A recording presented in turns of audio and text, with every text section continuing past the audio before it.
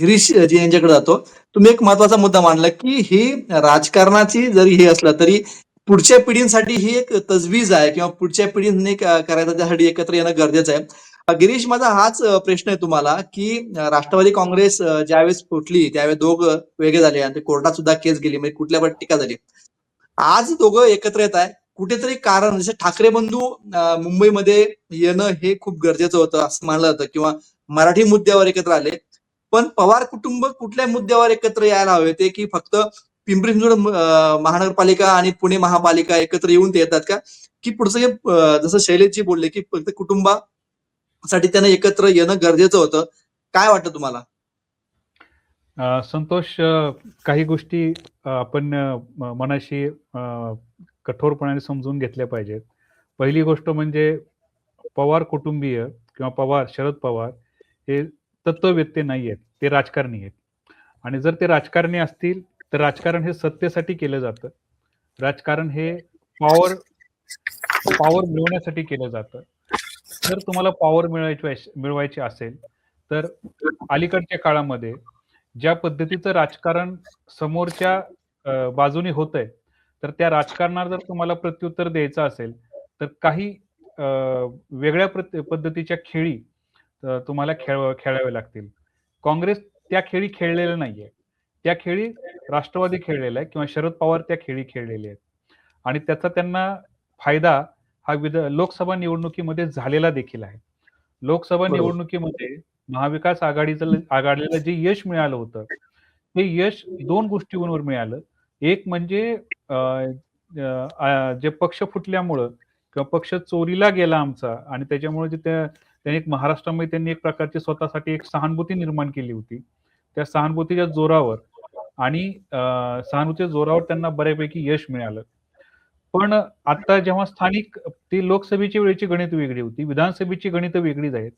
आणि आता जेव्हा तुम्ही स्थानिक स्वराज्य संस्थांसंदर्भात बोलताय, त्यावेळेला साधारणतः एक ट्रेंड असा असतो, की जिथं राज्यामध्ये ज्याची सत्ता असते, त्या त्याची सरशी ही स्थानिक स्वराज्य संस्थांच्या वेळेला होत असते. नगर परिषद निवडणुका ज्या आता झाल्या, त्या निवडणुकामध्ये आपण पाहिलेलंच आहे, की स्थानिक स्वराज्य संस्थांमध्ये किंवा भाजपा हा सर्वात मोठा पक्ष ठरला आणि त्याच्या पाठोपाठ जर आपण बाकीच्यांची यश पाहत गेलो, तर आपल्या लक्षात येईल, की साधारणतः ज्यांनी थोडाफार टिकून राहण्याचा भाजपचा जो झंझावात आहेच, त्याच्यापुढे टिकून राहण्याचा जो काही प्रयत्न केला असेल, त्यांना त्या प्रमाणामध्ये यश मिळालेलं आहे. आता आपण पुण्यापुरता विचार करतोय, तर पुण्यामध्ये जी ताकद आहे, पुण्याची ताकद पुण्यामध्ये पवार कुटुंबियाची अतिशय चांगली ताकद आहे, मोठी ताकद आहे.